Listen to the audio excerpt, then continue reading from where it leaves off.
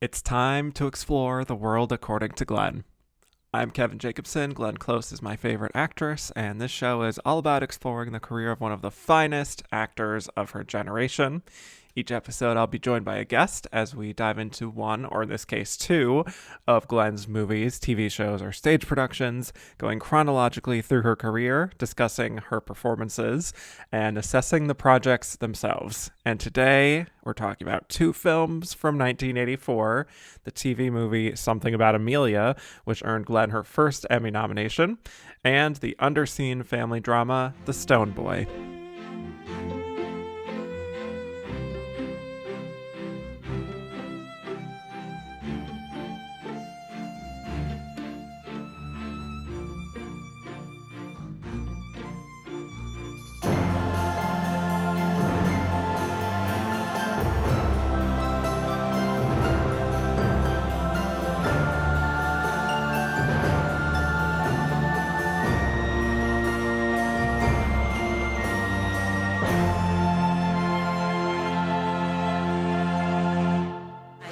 Eight-time nominee Glenn Close, motherfuckers. My guest today, I am so excited, is joining me for the very first time on a podcast, but you've certainly heard many of his questions on And the Runner-Up Is, my other show, going by the username Mark Wahlberg, host of the Lone Acting Nominees podcast and co-host of the Televised, the TV movie podcast. Welcome to the show, Gordon McNulty. Hi, I'm so thankful to be here. Thank you so much for having me. Yeah, a long-time listener, first-time guest. Excited to have you on here and talk about two movies that don't really exist in Glenn's canon, but we'll certainly have an interesting time breaking them down because there's a lot to unpack here.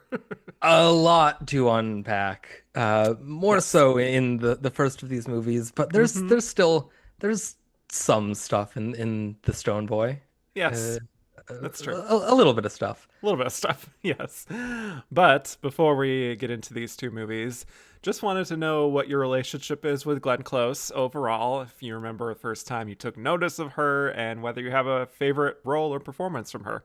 So I didn't really grow up on the 101 Dalmatians movies necessarily. I know I had seen at least one of them at some point, but I didn't really have that, which is like for a lot of people, like an entry point into Glenn Close in their childhood. And I think I've been trying to think about this. I think my first real awareness of Glenn Close as like a figure in Hollywood was like 2017, 2018 is when I started getting activated into my Oscars obsession. And The Wife, as I know you know, was very big. And, you know, everyone talking about, oh, Glenn Close, she's this, you know, actress that has been working for decades and hasn't really gotten her due. And I was like, okay, who's this Glenn Close person? And I looked into her filmography some more and her career, and I watched Dangerous Liaisons and Fatal Attraction and some of these, like the bigger movies.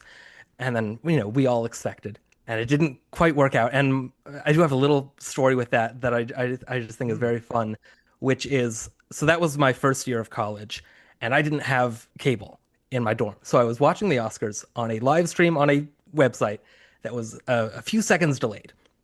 And so I'm watching, and I get a text from my mom as Best Actress is being read out that says, "Poor Glenn." So I have about 5 seconds where I know that Glenn Close hasn't won the Oscar, but I don't know who has. So I just have that moment, and that just, you know, if I wasn't already just like very intrigued by the whole Glenn Close era, that was enough to like really get me in. And then a couple years after that, the college I went to offered and had offered a few times classes on like, you know, fundamentals of acting. We look at histories of acting over the years paired with a certain actor's filmography. And I happened to be going at the time that Glenn Close was the subject. So I have I don't know how many of your other guests can say that they've taken an entire college course on Glenn Close. But I do have that. And I will say, we did not mention Something About Amelia or The Stone Boy over the course of that program. So these were first-time watches for me and last-time watches as well. Fair. But to get to the other question of a favorite performance, I also have been thinking about this and trying to come up with, you know, I don't want to just say Dangerous Liaisons, Fatal Attraction, the big ones that I feel like a lot of people will say. But they're the popular answers for a reason. They're Right. so good. She's so good in both of those. But I was really trying to like stretch myself to come up with something interesting. I do think, and I rewatched it last night to confirm, I do think my answer is Mona Simpson in Mother Simpson. Oh, I just it's you know, it's one episode, it's 20 minutes of TV and it's perfect. She's incredible. She comes in, she fits so perfectly. You don't get that melancholy ending working as well as it does if you don't fall in love with Mona Simpson as this absent mother figure. And I think Glenn's voice performance really sells her connection with Homer, with Lisa, with with every single member of the family. I think it's a really incredible guest performance there from her. And I do think maybe that's just the vulgar tourist in me trying to go against the grain in some way or another, but I do think that I can defend that answer in general as a favorite Glenn Close performance. wow. I love that answer. We will be talking about that particular episode on this show. So, looking forward to that. She is Yeah. a very underrated voice actress, I find. Obviously her work in Tarzan as well is pretty well regarded, I would say. But yeah, Yeah. and I'm very jealous of you for being able to take an entire course on Glenn Close. My Yeah, it God. was a very fun time. We watched some some of the big ones and also like Air Force One and House of the Spirits and Sure. stuff like Yeah. that. So Yeah. it was an eclectic syllabus. I love that. Well, we are adding to that syllabus here with two movies that, like I said earlier, are not particularly remembered fondly, if at all, by a lot of people, but I do think are very interesting and an interesting sort of catalyst for where Glenn is going to go after this. We're talking about two films today instead of one, like I mentioned. These are two that Glenn made in 1984 that aren't The Natural, which we'll get to next week. So one is a TV movie, the other is a small movie that was kind of barely released, ultimately. First, we'll be discussing Something About Amelia, a big TV movie that aired in January of 1984, and then The Stone Boy, which was released in theaters in April that year to very little fanfare. But first, going in chronological order, I will introduce Something About Amelia here. This was her first TV movie as a semi-established star. I mentioned on the GARP episodes that she had done a handful of TV movies before that in smaller roles, but Something About Amelia was her first TV movie that could really highlight her presence in it as a kind of a draw. So she actually had a very interesting quote about her being cast in this. So she told the LA Times many years later, she said, Something About Amelia was this movie for television about incest, and I thought, ugh. But I read it, and it was good, and I said, I want to do this. And my agent said, it will kill your film career. And I said, well, the English do TV. Why can't we? Love that. Yeah. Yeah. It's an interesting one. Yeah, it is an interesting one. Interesting that she said that it was good. Yes. But, Yes. I maybe question that. yeah. So anyway, that's kind of what compelled her. The story, she, to her credit, has never really been precious about, the medium, whether it be film or TV or the stage, which I think does make her a bit of a trailblazer because she was doing this before a lot of actors were bouncing between these three mediums all the time, and now there's pretty much no separation anymore.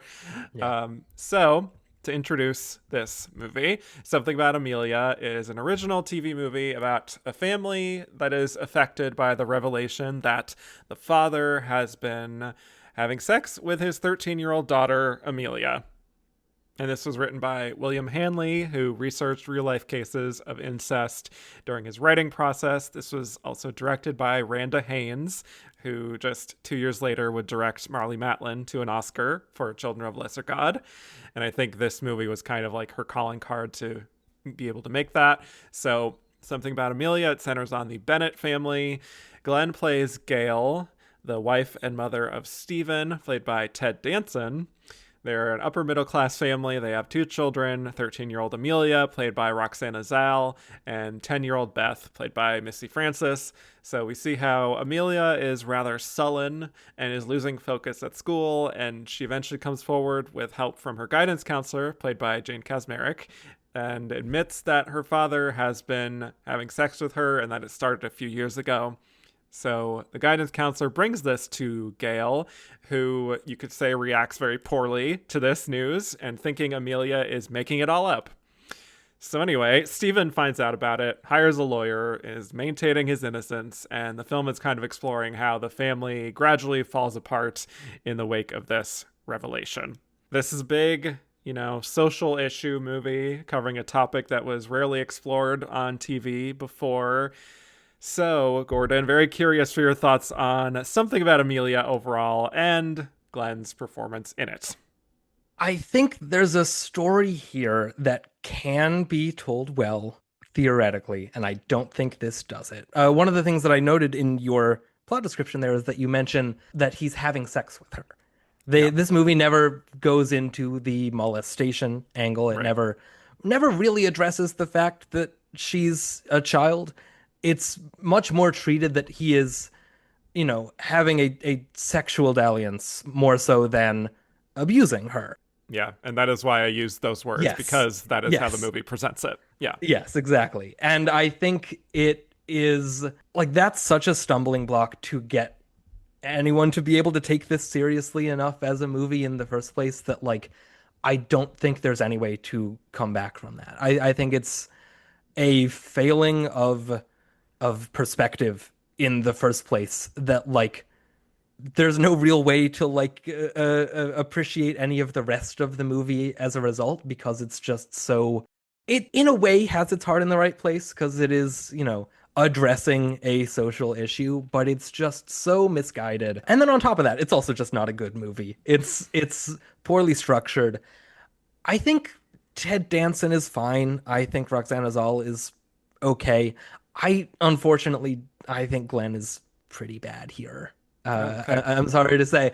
It's a lot of it is the writing. I think the character is so unbelievable that I don't think any actress would be able to pull off the character as written because even before we get into the main plot of it, there's just some mood swings on a dime that come out of nowhere where she's just suddenly yelling at her children.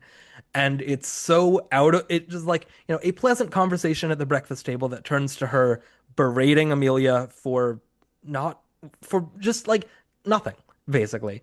Mm-hmm. And then once, Amelia does finally come out with it and the guidance counselor tells, what was her name? Gail. Gail, yes. Tells Gail, hey, your daughter, has said this about your husband. And it takes so long for her to respond with anything other than being like so angry and in denial that like, again, I just don't think any person in this role would be able to salvage the character as written on the page. And I don't think it's Glenn's fault. I just don't think I don't think anyone would be able to rise to the occasion to make this character in any way believable or compelling because it's just it's a not very well made movie and you can tell you can see the seams, I think. Yes, absolutely. I pretty much agree with that. I mean, obviously it kind of goes without saying, but we'll be talking about a very sensitive subject in this segment, so feel free to skip to the next segment if you need to. I mean, this is... Yeah, for the Laugh Riot movie, The Stone Boy. Oh, yeah, which has its own, things. Yes, but, yeah, no. Yeah, it's tricky because, from everything I've researched, this is a movie that did sort of kickstart some very real discussions about incest and sexual abuse after it aired. And I'm sure it did help some folks out there who had experienced those things. So that is a positive. But I do also find watching it from a modern perspective in 2025 does not do this movie any favors. I just think on top of everything you said, just the fundamental approach here is all wrong because there is so much time spent on this marriage, and it feels at times more interested in how Glenn's character is kind of changing her views very gradually, and also kind of showing how Ted Danson's character is just grappling with this accusation. And like Amelia does get her moments where she does open up about the abuse after a while, but like kind of starts to taper off, I find, by the time it gets towards the end. And I feel like we're like losing the central core of kind of what this should be, which is Amelia's story. So it just seems, at least from my vantage point, like this is a story that is more intended to be helpful for parents or just adults in general, and sort of teaching what not to do in many cases and what to do in this situation if there is a child in your life that's experiencing these things, more so than actually for the survivors of the abuse. It's very movie of the week. It's very Yes. here's the issue, and here's like it spends so much of the time of the movie toying with the fact that maybe Ted Danson didn't do it, and then it takes a while for it to come around. I mean, we know from her perspective that he did, but like Mm-hmm. he's so adamant in his denial and so like acting oblivious to it all that it does sort of play ambiguously, which you also don't want. Mm-hmm. But like their characters, his and Glenn's characters, are so obtuse to how any of this goes that it feels more like it's like a PSA about here's what happens when an accusation is made. Like Mm. she goes to the home where Amelia's being held and is like told directly, "Hey, we have to keep her here for a few days because we can't release her to your house while your husband is still there because an accusation has been made."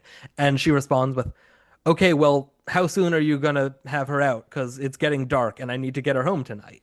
Like like both of these characters just do not listen or understand the procedure of this, Mm-hmm. and that it feels like the movie is more intent on like telling you here's what happens when this is with here's how the police respond, here's how the social workers respond, here is the system that has been set up to deal with this, and here are two characters that lack all common sense in relation to this.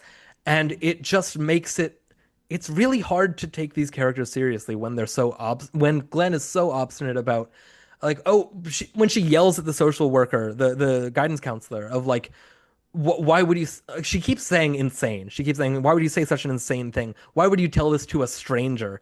The guidance counselor at her school, that's not a stranger, that's a medical professional who's there. Just like there are so many things that these characters are meant to do and say that just it's hard to take this seriously as a story about real people because they're just so like nobody, even the most blind to the circumstance person would still like at least understand why this is happening, why the judge can't release your child back, and why they have to take your other child out of the house if your husband, who has been accused of sexual abuse, is staying in the house. Like Right. from square one, these characters are written so bizarrely that like maybe Glenn is doing a good performance here. It's just hard to look past the writing to see it in a lot of ways because she just has such and like I mean so does Ted Danson. I'm not Mm-hmm. singling out Glenn as being individually bad here. I don't want to bring that energy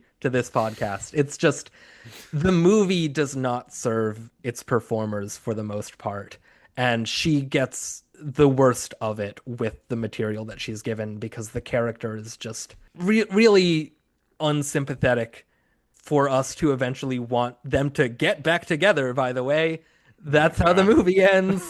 The movie ends with he's going to therapy, and Amelia forgives him because she remembers that he sang to her when she was a baby. Yes. And thank God the family unit has been restored.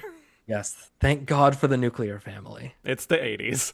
It is. It's Yeah, yeah. pretty rough. I think she's still good in the movie, even though the character is incredibly frustrating to watch through a vast majority of it. I mean, I think she's inhabiting a certain kind of person who has just let her sexual repression and her jealousy kind of fester to the point of her saying some really monstrous things to Amelia and totally just projecting everything onto her. And also saving very little of that for her husband, which is Yeah. Like, he's the true source of her frustration, but like, I guess to some degree that is rooted in some truth, and some people do respond in that way, unfortunately. Yeah. But yeah, there are a lot of moments of her coldness that is very uncomfortable to watch. I think she is trying to inhabit a character who is very flawed and seems very difficult on the surface, but is trying her best to find some humanity beneath that, and trying to find a way to make you care about her, even when she's saying some really awful things. I do think, maybe to add on to your point, though, that Glenn, I think, projects a certain level of smarts as an actress in general that is kind of not fully in line with this character. Yeah. You know?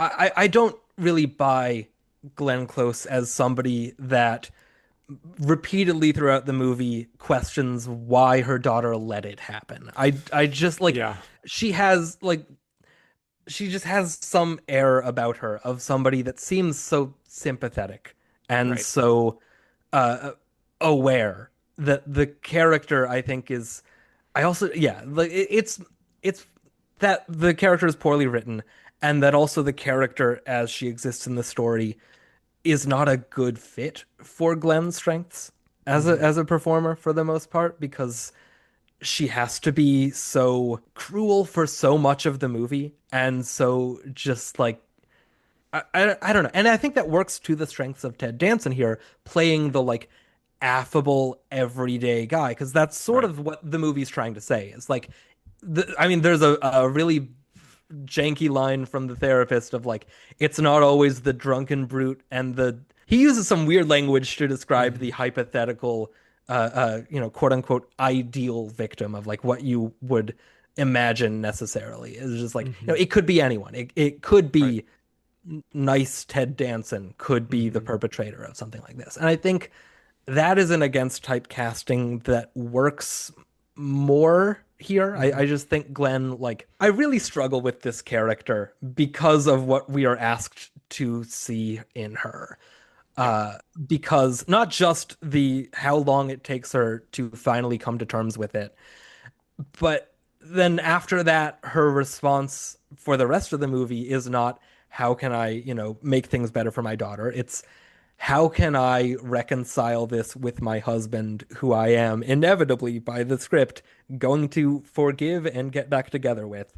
Yeah. It's just it's such an unbelievable character and such an unbelievable it's an unbelievable story. It's a story that I don't buy as a work of fiction because what am I supposed to get out of this? What am I supposed to who am I supposed to be rooting for? The movie spends so much Yeah. time on Glenn being this bad mom who doesn't believe her daughter and sets her other daughter against her and Mm-hmm. is just being so cruel and vindictive and obstinate and then turns on a dime when she just sort of realizes at dinner, oh, you're not lying. Well, why'd you let it happen? Also, I'm going to hug you. Also, now I'm going to spend the rest of the movie trying to rehabilitate your father. And it just it's more an issue of the script and of the movie Yes. being the movie that it is. And I don't lay the blame at the feet of Glenn here. Mm-hmm. But Right. yeah, there's also like even before any of the plot kicks in, the scene where she's, having a pleasant conversation with her husband about, oh, did you get the wine? No, well, do you get my smokes and all this stuff? And she's like, oh, I'll go get it. I'm gonna take the compact. And it's like, the compact has a flat tire. You're gonna have to take the other car. And she throws the keys across the room. And is like, why? What are you talking about? I hate driving that car. Why does that other car have a flat tire? I'm so angry. And it's just such a strange turn that like it sets you up for the tonal wildness of this movie. Yes. And the fact that she gets more upset at him for that Yeah. than anything else in the movie is wild to me. Like, I don't Yeah. understand that choice. And there's a lot of lines of dialogue that do really rub me the wrong way. Not because it's like flawed people saying bad things, because that's just part of being human. I don't think the movie is fully endorsing some of those lines, but No, like yeah. toward the end, it just goes fully off the rails for me into being potentially kind of harmful. Like when I don't know who's talking to her, I lose track of like the various authority figures and who they are, but I think it's a therapist who is very much implying to Gail that it's partly her fault that she Yeah. was not affectionate enough to her husband, which like indirectly led to him becoming an abuser. Also, on top of that, he is also suggesting most guys have incestuous thoughts now and then. And I'm like, excuse me? Yeah. Like, it's like, oh, everyone has incestuous thoughts. It's just most people don't do anything about it. And I'm like, oh, okay. Yeah, yeah. He probably had an enormous need that he was unable to fulfill in any other way. Is Yep. the incest has relatively little to do with sex. Oh my God. The man who commits incest is how they're phrasing it. Mm-hmm. Is seeking out comfort, warmth, security, intimacy, love, and that's what spins Glenn's Yep. character into realizing, oh, this happened because I was neglecting my husband because I got a job. This is Mm-hmm. my fault for getting a part-time job. Sorry, everybody. Whoops. That's It's how the the movie 80s. frames it. And that, like, I'm not being flippant here. That's about I as know. seriously as the movie handles it. It's Yep. Yep. yeah, there's also a line that I wrote down that I don't know. It could be read either way, and one of the ways is significantly worse. It's the scene at the end where Ted Danson does finally have the meeting with Amelia, and the whole family's there, and the therapist is there. Mm-hmm. And he starts it by saying, "You know what this is about? Us getting together." And I don't know if he's talking about us all in this room right now having this conversation, or if us getting together is about us having sex and putting the blame on both of them together.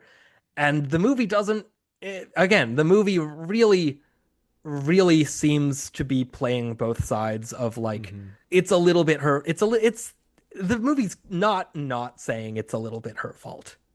This is not a not victim blamey movie in a Yeah. lot of ways.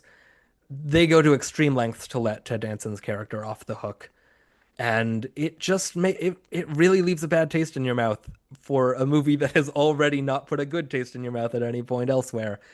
And the subject matter just, it is not handled with the appropriate delicacy that you would want. Yeah. And it's a shame because I think, this is a very well put together cast. I think there is a version of this that could have worked with Ted Danson and Glenn Close and Roxanne Azal because they're all good actors in their own right. I think Roxanne Azal is pretty good here in her Emmy-winning performance. Mm-hmm. And I think if this was better written, if this was better directed, if it was handled with more sensitivity, if it had a better perspective in the first place, this could have been a very compelling look at this issue. And it just isn't. There's a scene where Amelia says tearfully that like she's talking to a therapist about like, she feels conflicted because you're supposed to love your father.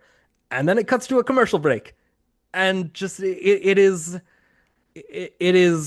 betrayed by its own form ultimately as a movie. Yeah. Uh yeah. Yeah. I also found out after the fact that you know what the original title for this movie was? The tone in your voice has me bracing for what is it? The original title was Daddy's Little Girl. Which is like if this is how we were like approaching this initially, I should have seen this coming.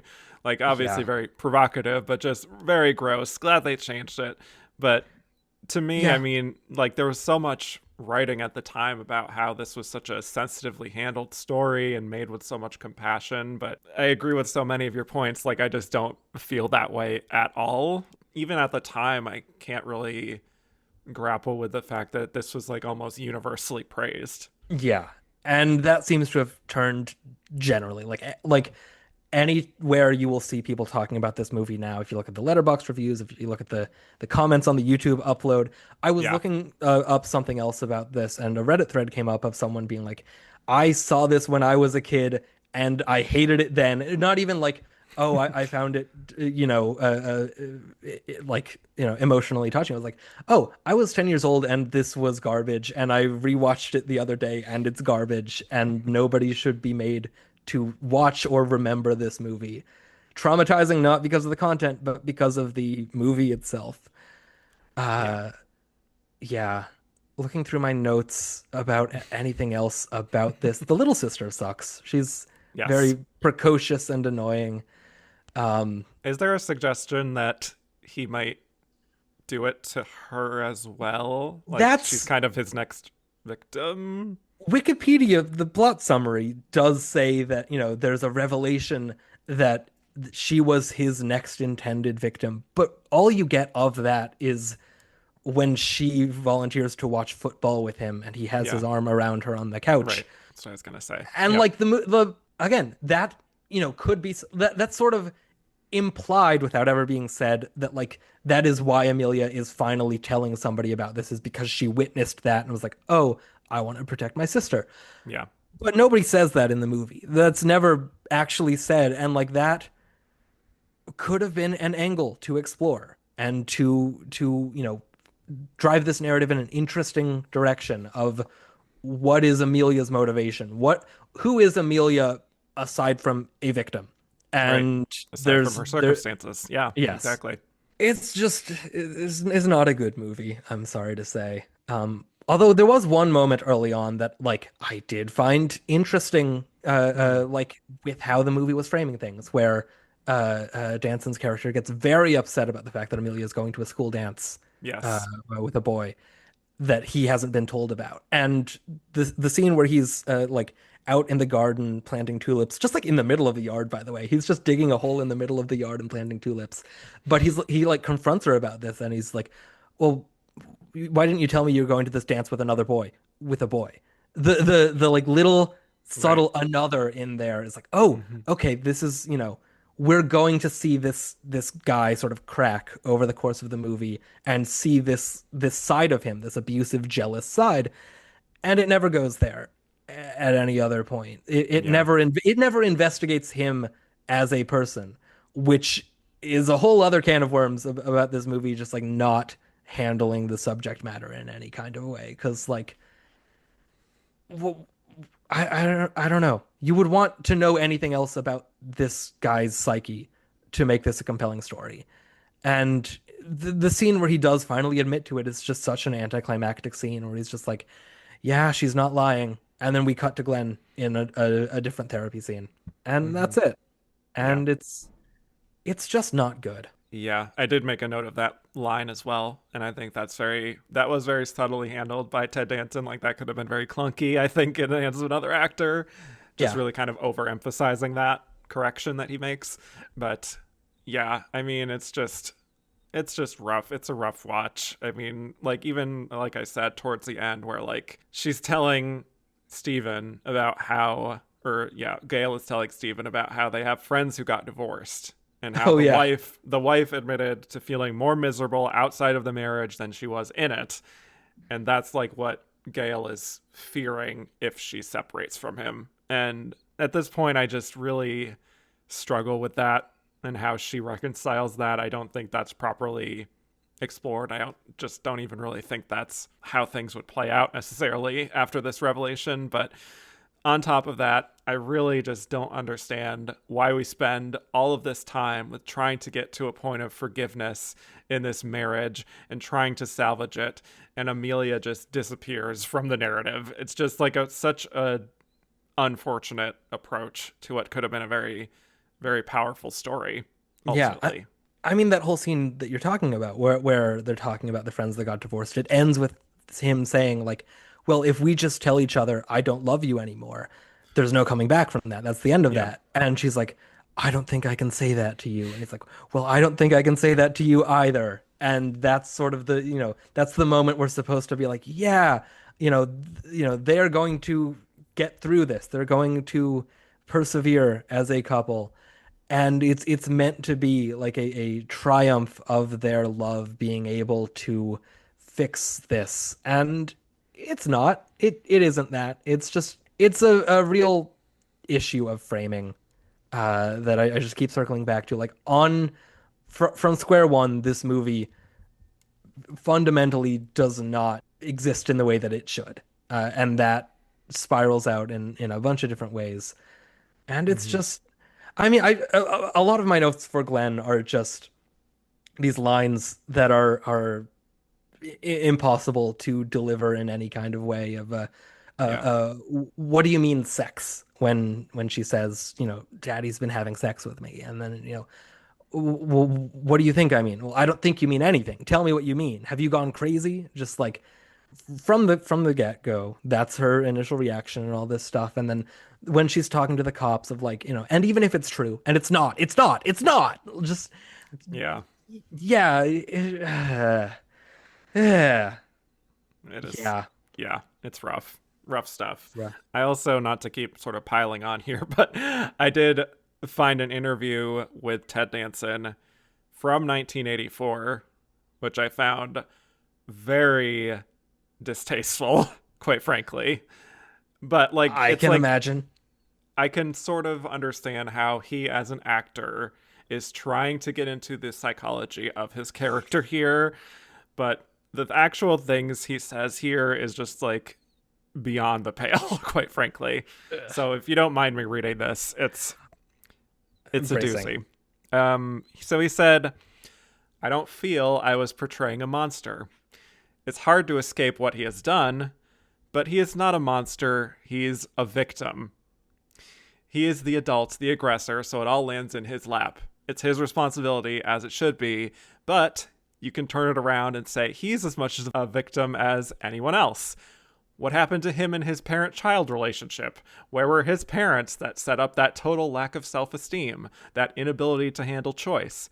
So instead of understanding, he rationalizes. He says what he was doing with his daughter was a special way of showing our love." Ted, Sir. Sir. I know you've made some gaffes over the years. I remember the Yes. blackface, Yeah. but not a good look, not a great look there, Ted. Yeah. Don't love that. No, I He is not a yeah, victim, to be he's clear. This not. man He's is not not. a victim. This man is a monster, and he is not called out as such in the movie at all. And that Yeah, is just really hard to square, ultimately. I know it's 1984, but even within that context, I just think it's irresponsible. very. Yeah, like there are movies and books and things that do get into the site. Like, I mean, Lolita being the Sure. classic example. Like, there are ways to approach that in an interesting way, to approach that psychological, whatever. And Hmm. that's just not it. That Yeah. is not, and the movie in no way purports to be about that. The movie in no way investigates his own, like, it never suggests that he has trauma. It never suggests that he has any.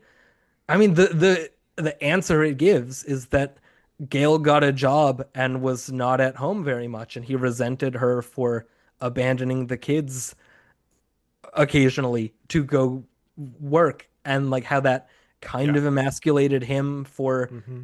for the, being the breadwinner of the family. And I guess that's what we're supposed to accept as his, psychological reasoning for it. But it, like, yeah, that's not there in the movie. That's not addressed or approached. And it's giving a lot of leeway to a character that is not as presented in any way deserving of it. Yes. Very well said. I don't really have much else to say about this movie. Roxana Zal, I think, is giving a very, very good performance, and she does suggest the trauma of what she's been through very well, I think. Ted, is doing what he can with a very difficult character. Glenn, I think, is also doing what she can and trying to make those choices land the best she can. But to your point, I just don't know even if she was the right fit casting wise for this role. I don't know who that could have been because this is like really tricky material. But in a way, I do sort of commend her for trying to do Yeah. something more provocative and interesting and not being afraid of this material, which she rarely has been in her career. So I commend that. It's just the execution is not there. Yeah, no, she has her moments, and on that front, totally like Yeah. for deciding to do this in the first place is there is, it's a noble decision as an actress just starting out in Hollywood Yes, to exactly. take on the subject matter, but it just doesn't work. It doesn't hold together, and I mean, I'm glad that this didn't kill her career the way that Yeah, her agent said. that's true. Yes. Yeah. A noble failure, I'll say, as a movie. Yes. So just to get into the release of this, it was a big hit in the ratings. It aired on January 9th, 1984 on ABC. Apparently, it was the most watched program of its week, 17 million viewers. So pretty big, especially for a film with this kind of topic, and got across the board raves from critics, like I said, and then got 8 Emmy nominations, including Best Drama Comedy Special, which is what TV movie was called at the time, and Best Actor for Ted Danson, Best Actress for Glenn, her first Emmy nomination, which is why I wanted to cover this as well. Best Supporting Actress for Roxanne Azal, Directing, Writing, Editing, and Music Composition, and it won 3. It won that top prize, Best Drama Comedy Special. It won Roxanne Azal for Supporting Actress, and it won for Writing, which is wild. But Yeah. yeah, I mean, do you have any thoughts on maybe why you think it resonated this strongly at the I time? I mean, it's an issues movie, and that Yeah, plays well. But also yeah, like you look at that drama comedy special lineup, and there are like, very notable TV movie. It beats The Day After. I It know. beats It's the Anne Margaret Treat Williams Streetcar Named Desire. It beats the Jane Fonda The Dollmaker, and a movie called Adam that.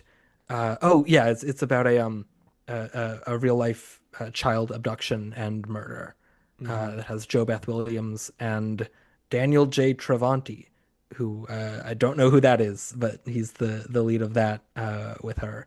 And yeah, it just I don't know.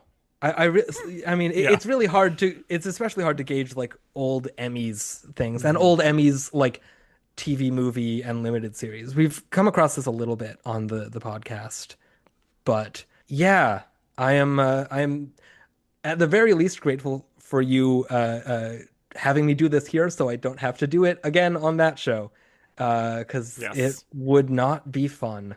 Mhm.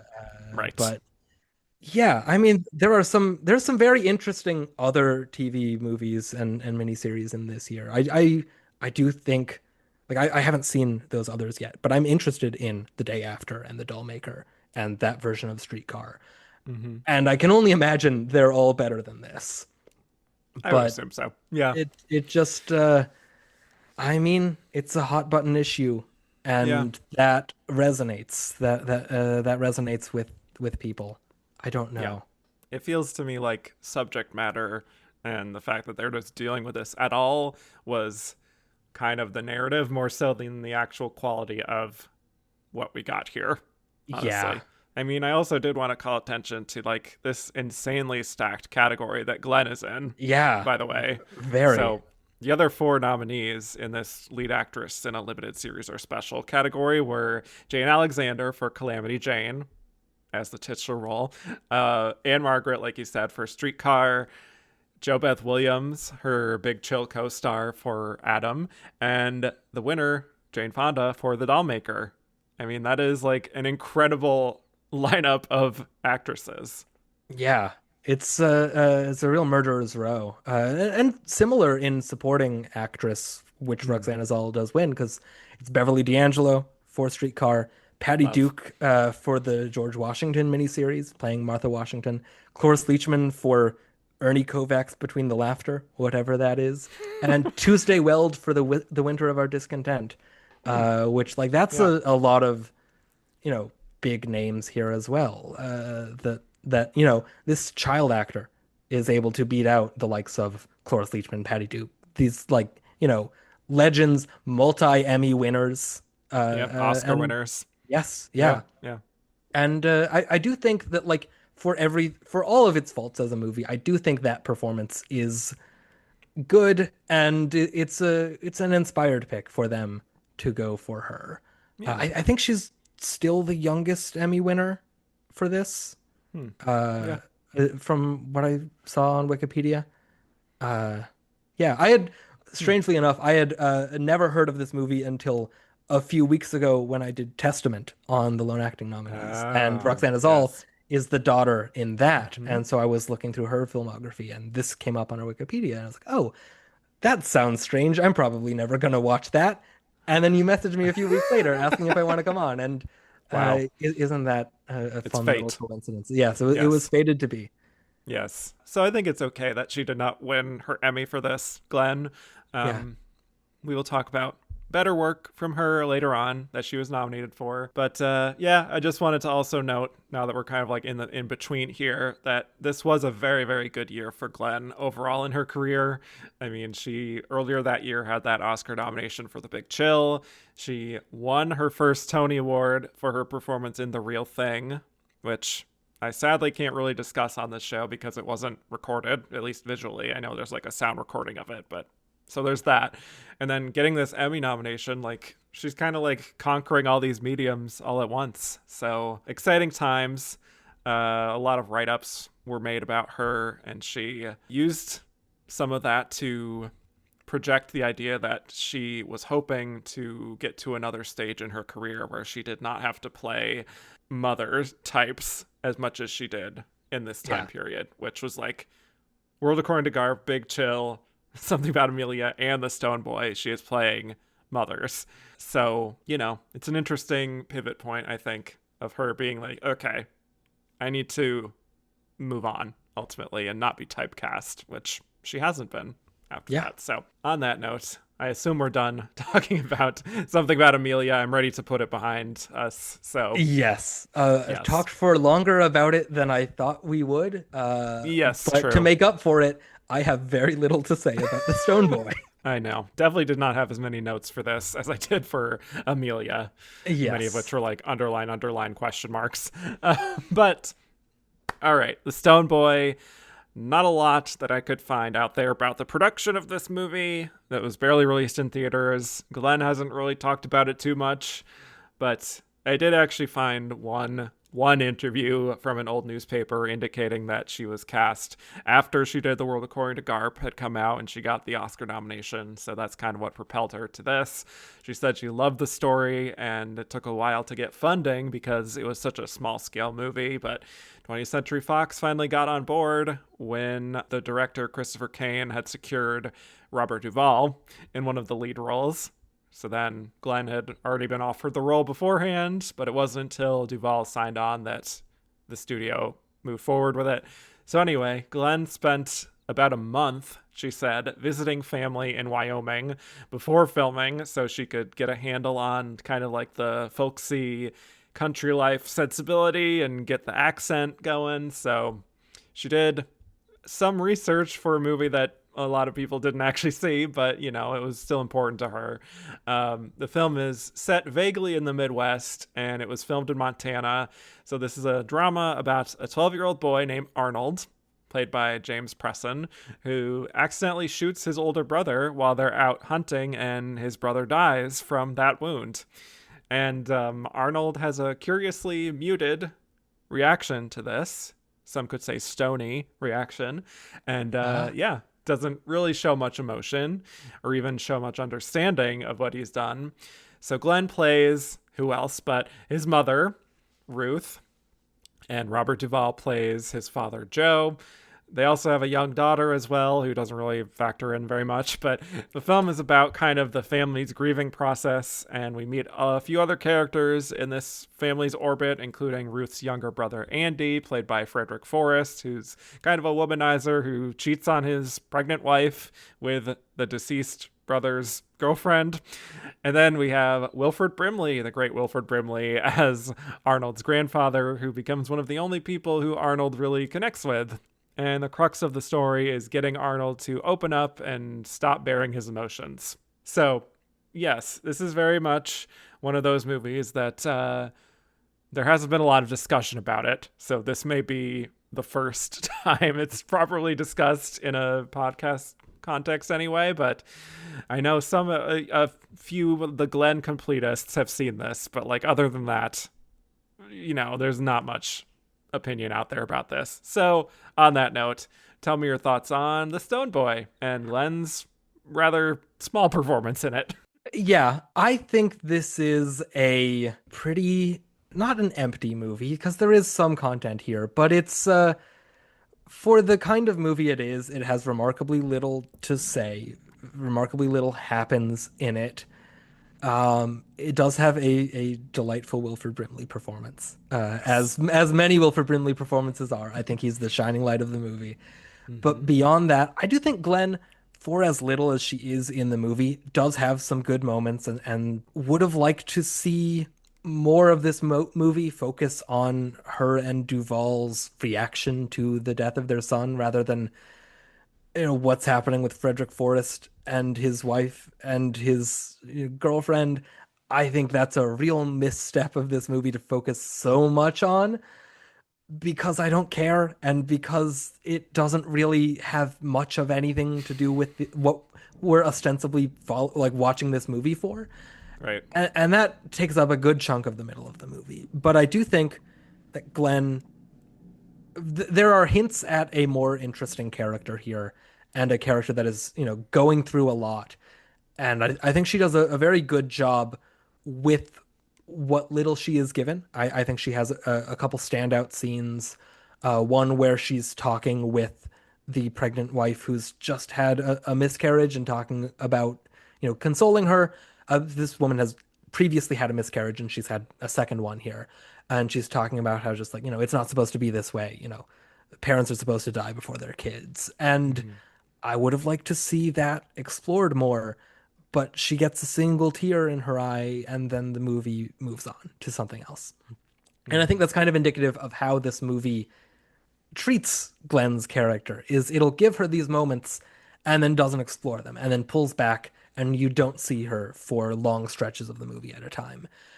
And if the movie was more about her, or more about Duval and her, I think it would make for a much more compelling, exploration of grief and of grieving parents. Not like that's not a subject we've seen approached a lot on film, but I do think that there is an angle here. The sort of misplaced anger they have towards Arnold, very ordinary people, of it wasn't his fault, but it was his, doing that ended up killing their other son.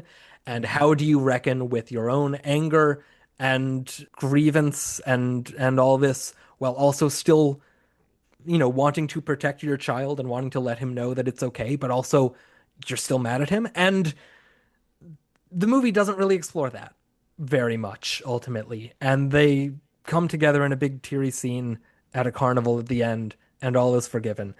And yeah, it is lesser than the sum of its parts, because I do think there's a handful of good performances here, and there's a handful of good moments here that just don't culminate in a movie that I come away from it really having many thoughts on it.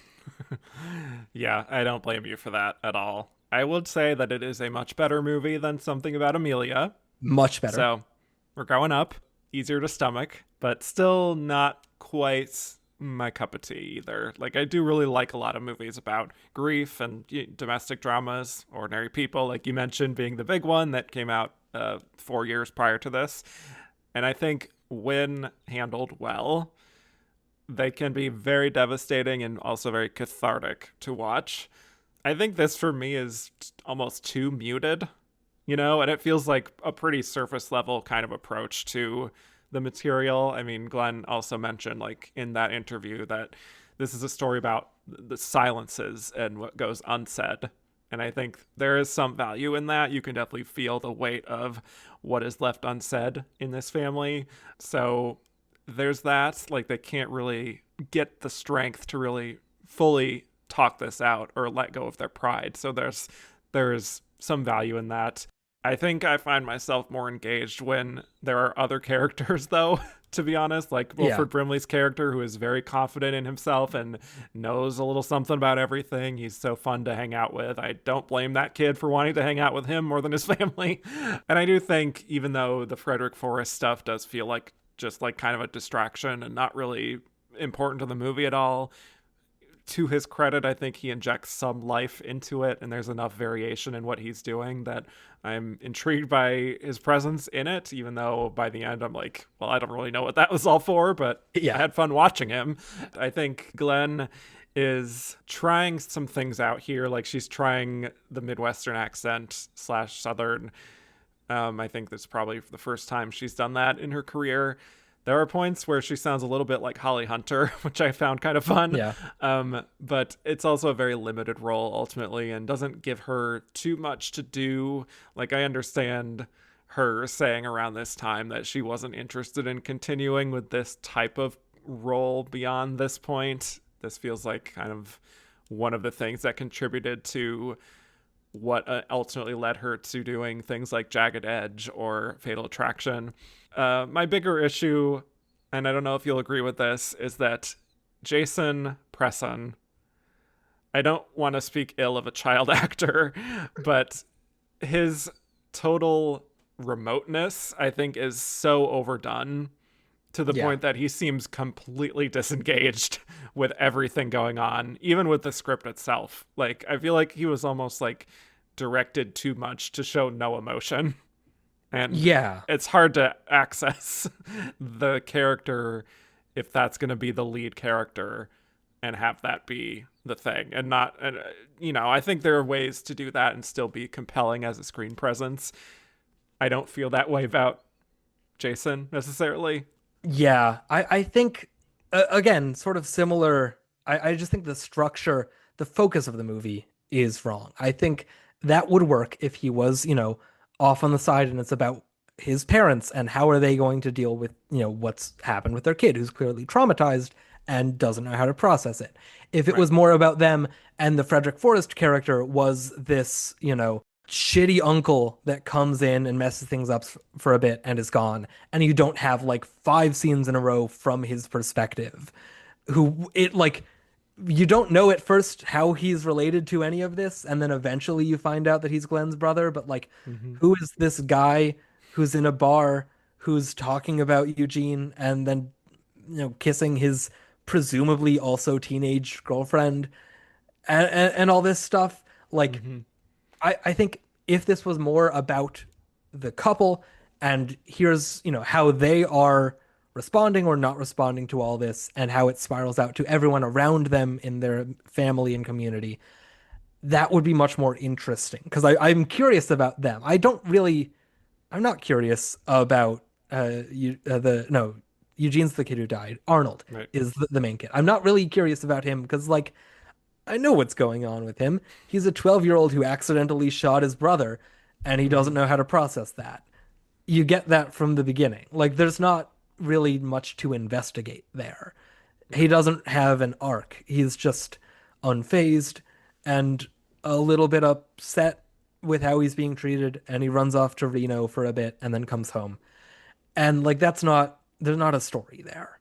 Yeah. This isn't like a good enough like coming of age slice of life drama otherwise to be interested in his circumstances and how he interacts with the other people because like I mean Wilford Brimley interacts with him well, but he doesn't give anything back in those scenes. He it just it's a dud of a point of view character that really kneecaps the movie into like it could have had some interesting things to say and some interesting things to explore.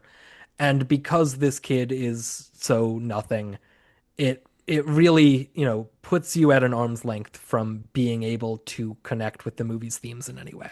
Yeah. So it's almost like what you're saying is the perspective of Something About Amelia and the Stone Boy should be swapped, where Exactly. Very much. the child dealing with trauma should be the perspective of Something About Amelia, and the family dealing with things should be the Stone Boy. Yeah, Wow. an interesting little double feature that we I think programmed we here solved it. on that. Yeah. Yeah, and they would like even just from that structural change from the Mm-hmm. beginning, that makes both of these movies so much better and so much more Yeah. interesting because it's how those stories should be told. It's what's interesting about those stories. And ultimately, this one just isn't interesting. what else is there to this movie? Like, what else is there on a story level than like wrong kid died, basically. We're doing the walk hard thing. Like, it's not wrong kid died Yeah, it in a lot of is. ways. Yes. And then just like from there, we spend a lot of time with Frederick Forrest, Hmm. and we, for some reason, are very interested when his wife runs away to Reno to get a job in a casino, and Hmm. then Arnold, takes a road trip out there, does some hitchhiking, meets Linda Hamilton on a bus, and breaks down, Yeah. and goes home and goes to a carnival where Wikipedia and IMDb says that Tom Waits is there, and he's not. I didn't see him. Did you see Tom I didn't Waits? either. No, He's I was he's looking for him. supposedly the petrified man in the carnival, and he's not Didn't see there. him. Not there Yeah. where on the version I saw, which by the way, I rented this on Amazon. I don't know where you watched this, but on Amazon, the subtitles are baked in Oh, to the upload. okay. Yeah, and a lot of them Interesting. credit lines as being from man or woman. It doesn't say character names. It's like man, Oh, something, something, something, woman, something, something, and you can't turn them off. And wow. I'm not much of a subtitles person because I read ahead too fast, just like intrinsically, and I spoil myself on moments. And so that also was a hindrance to my experience watching this movie of Makes sense. Yeah. yeah, a dramatic scene where Glenn is saying something, and I've read it a second ago, and it doesn't hit as well. Yeah. Which I do like her big sort of monologue in this, which I think is mostly Yeah. done I over wanted to mention that. voiceover, Yeah. where she's talking about, sometimes I just wish I could wander away, and I don't, not just, leave this all behind, but like forget my name, forget my family, forget all this. It happened to my mom once, and she, Right. we found her, and she didn't remember us, and just like, what would it be like to be able to unburden yourself of, is that something to dream about? Is that a thing to like, aspire towards, or is that just sort of a pipe dream that, it goes some interesting places. And again, the movie just sort of leaves it and doesn't go anywhere with it. And it's really good stuff from Glenn. I think it's Yeah. the part of the movie that hits the most emotionally, Hmm. and it just abandons that. And it's a real shame because I would have liked to see more from this character. Ultimately, I wrote down very little about her, even Yeah. though I'm watching it for her for this podcast. I want to take as many notes as I can for her, and there's just not much there. Hmm. Yeah. For me, it's just very tough to really, when I'm watching it, to focus on her necessarily because she is really just not the focus of the movie. And I also wanted to note a very unfortunate incident of a Glenn character here making excuses and being very dismissive of an accusation. Like when Frederick Forrest's character's wife comes and complains to her about him cheating on her, and that's where we learn that that they're brother and sister, and she just straight up tells this poor woman, maybe you're just making it up or imagining it. I'm just like, Yeah. Glenn, what are we doing in 1984? And specifically, maybe you're making it up this time. I know he cheated This on time. you in the Right. past, but Exactly. this time you're probably just being crazy. It's probably Yeah. just those hormones because you're pregnant. Yeah. Uh, Speaking of the pregnancy, by the way, there was a line that I wrote down and I put in bold because it was unintentionally very funny.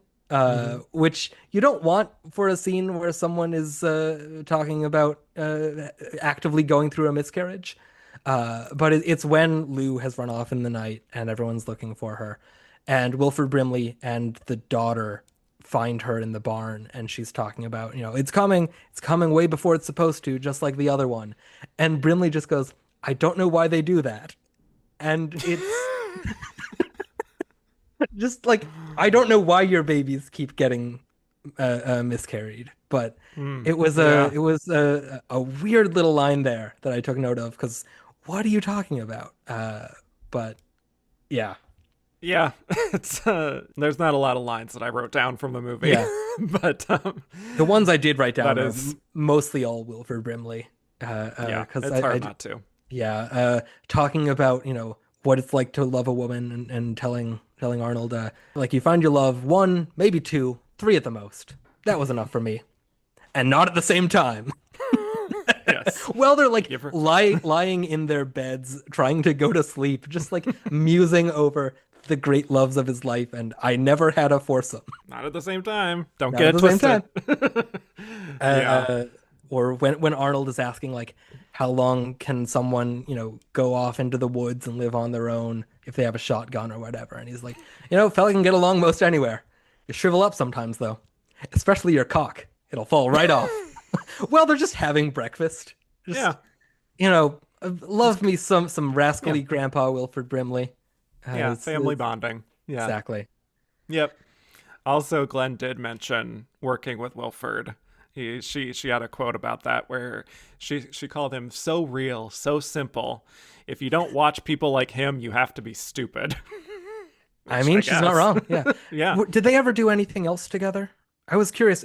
Did she ever do anything with Duvall again? Because that seems like a pairing you would have gotten at least some other time in their careers. But yeah, he's not given much to do in this movie either. It takes like an hour No, for him to have anything. I do like the scene where he goes to Brimley's house and is like, actually, the paper. I forgot the paper. "Oh, I They did not are. know that Duvall was in that." Yep. There Yep. you go. Yeah. Uh, but yeah, for a movie that ostensibly stars Robert Duvall and Glenn Close, they are both given remarkably little actual substance in the movie.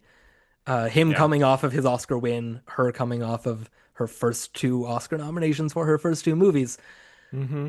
You would think that somebody would have, wanted to give more material to those stars, especially once they're both signed on and the movie is like being, made. You would maybe do some rewriting to give them something to do at all, but they don't. Yeah, I also do. I did write down one line from Glenn later on when she is finally like trying to get her husband to actually go out there and communicate with their son, and he's just like kind of run away to, I believe it's to Wilford Brimley's again, but she said there's some harder things to do than work, like trying to feel what your son is feeling. I think you'd rather not see him around. Yeah. Which I think is a very insightful thing because it's kind of showing how this man, he provides for his family and he kind of thinks that that's enough, but it's not really enough if you're not actually connecting with your family and your own son, you know. So, there's some insight in that I think is valuable. It's just not fully explored very much, so it kind of just lays there, but I think it's a movie with a lot of potential Yeah. that just didn't fully bloom necessarily from the page, perhaps. Yeah, and it's a shame because I mean these are all also great actors. Robert Duvall, very good at playing emotionally distant paternal figures. One of the Would have liked best. to see more of that. Would have liked to see more of him. He has the one scene out in the yard at Wilford Brimley's trying to be nice to Arnold and get him to come home. Mm-hmm. And I think that's like is one of the few times they interact in the movie. And that's not what you want from this movie. That's not that seems like a real misfire in terms of, you have all this potential and it's just sort of squandered because I don't know. This could have been this is based on a book, right? It is based on a short story, A short actually. story. Well, Yeah. it feels like one of those like sprawling like here's the story of a family and like maybe the kind of thing where like this section where Eugene got shot is like the first half of the book and then there's a second half of Arnold, all grown up and all that. And like Right, right. there's so many places this story could have gone and I get that the movie is trying to be muted intentionally, but it doesn't lead to an interesting movie. I just sort of shrug at the end of like, well, what was that for? What was all this? What Mm-hmm. was the point? What am I doing here? What if there was a stone boy? What if there was a stone boy? It does give you the joy of seeing Dean Cain get shot, which is nice. That's true. Yes. A young Dean Cain being shot, and just that's it. We don't see him again. He falls in slow mo, and he Mm-hmm. lands kind of in the Family Guy death pose, and and that's Sure. that. Yeah. Yeah. That's Yeah. that. Yeah. I have nothing else written about the Yeah. movie. That's fine. That is fine. It's a nice clean ending.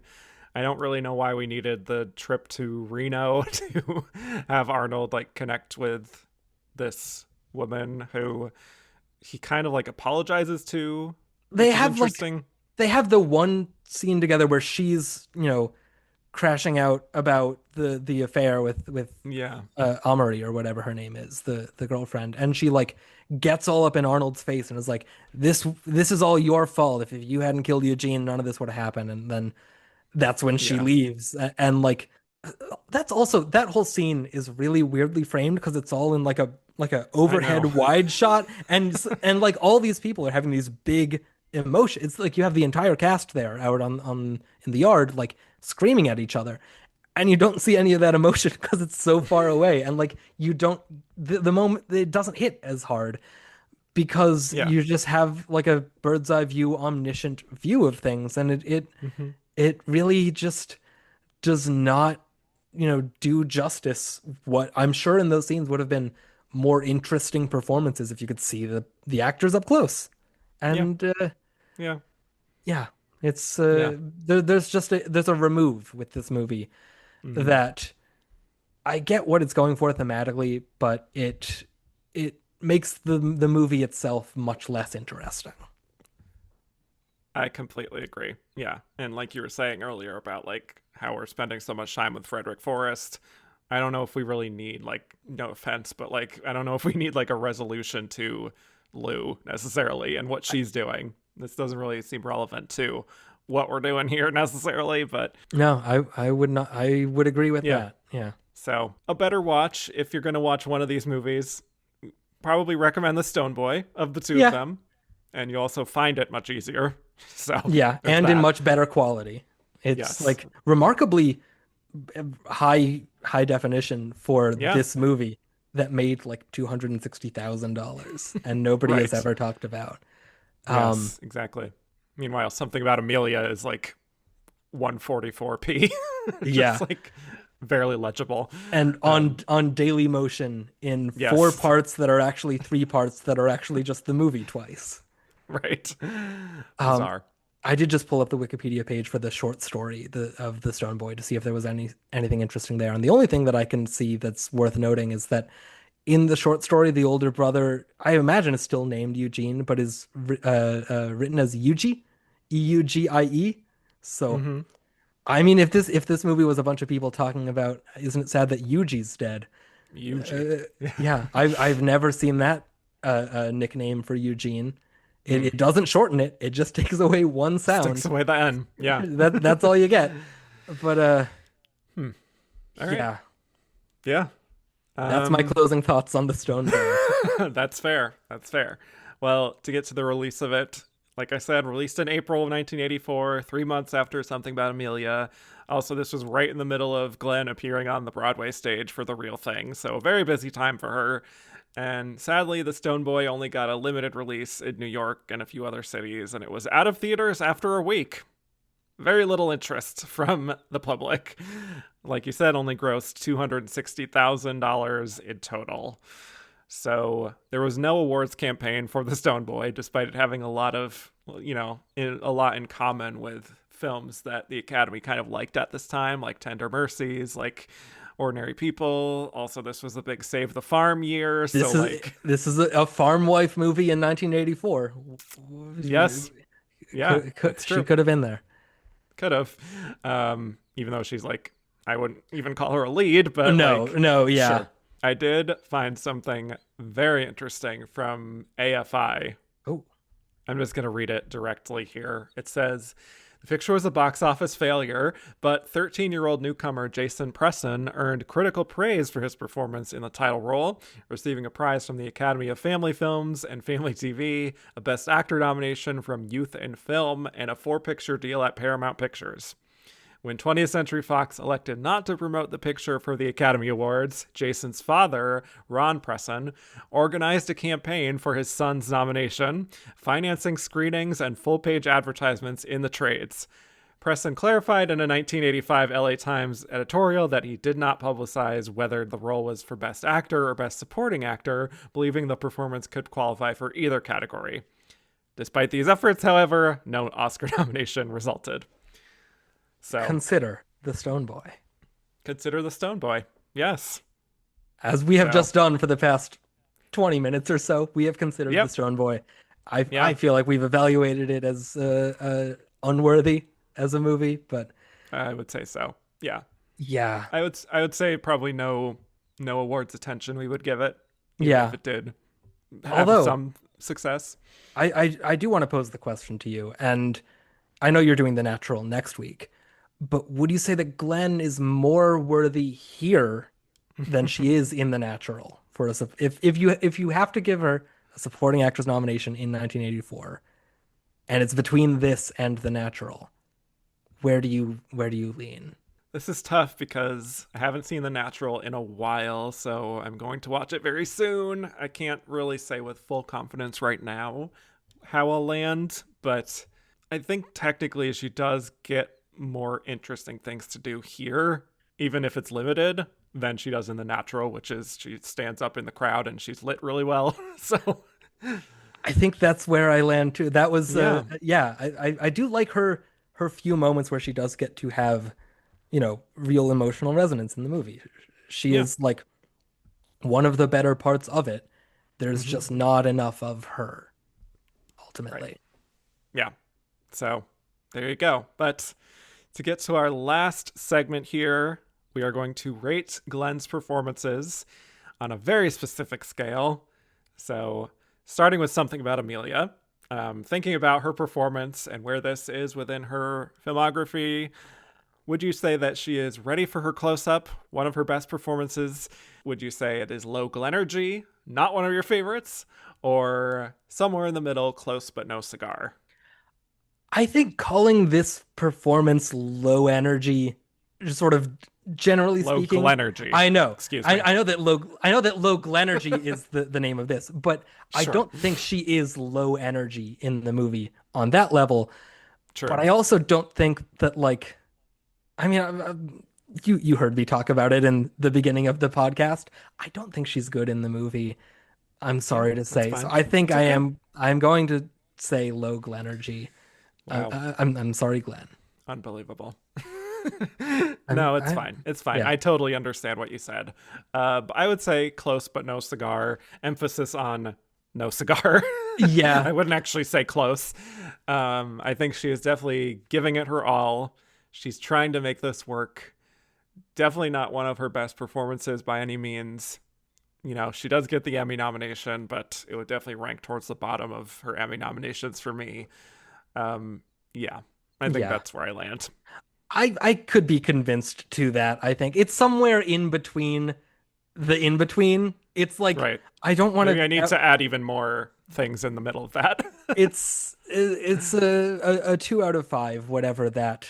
right. Wherever that ranks between low Glenergy and close but no cigar. Who's to say? Maybe Glenn Farr, as opposed to... I like that. I like Glenn Farr. Yes. Glenn Farr. This is a Glenn Farr on that scale. Okay.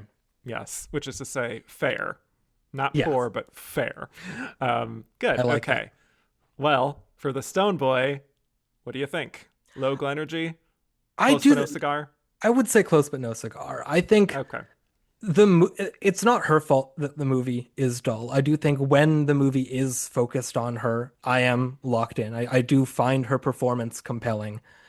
It's just not enough substance, but the substance that is there is, I find, compelling, and it gets at what the movie fails in approaching its themes as a whole, but I do think she gets at what the movie is trying to say better than anyone else in the cast does. So I'm going to say close but no cigar, just because I wouldn't say this is one of her best. I wouldn't put this up there in the ranks of you have to watch this movie for this performance, even though the screen time is limited. I think it's, if you're a completionist, it's not going to be the worst thing you see from 1984 or generally.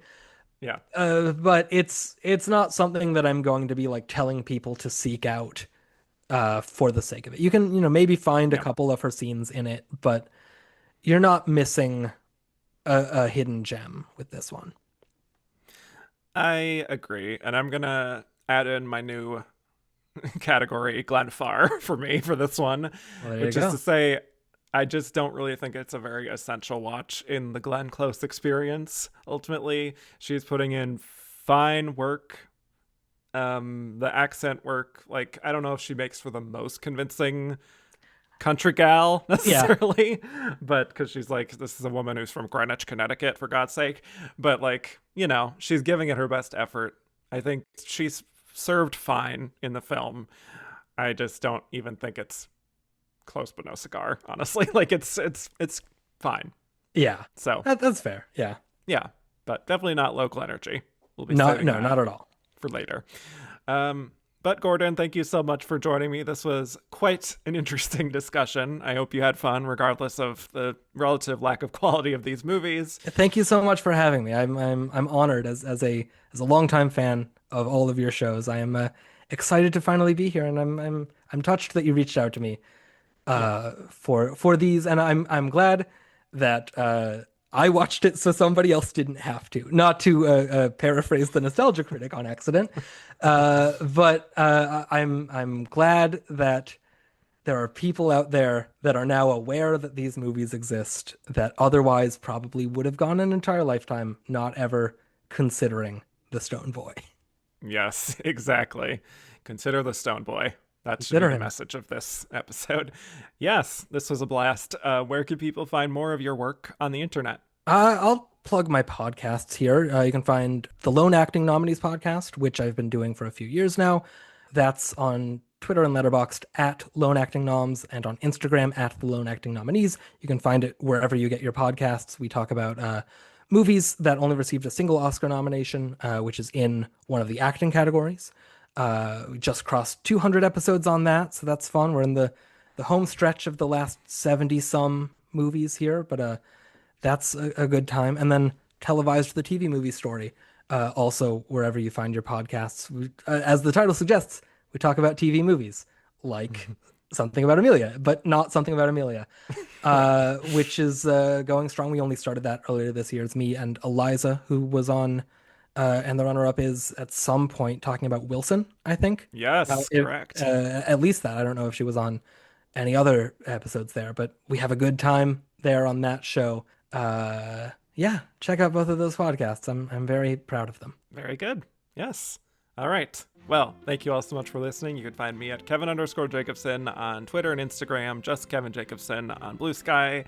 You can listen to my Oscar-themed podcast, And the Runner-Up Is, for coverage of every single Best Actress race and every single Best Picture race as well. That's And the Runner-Up Is on all platforms. And to keep up with The World According to Glenn, follow on social at TheGlennPod on Twitter, Instagram, and Blue Sky, and rate, review, and follow The World According to Glenn on all podcast platforms. And with that, I bid you all adieu.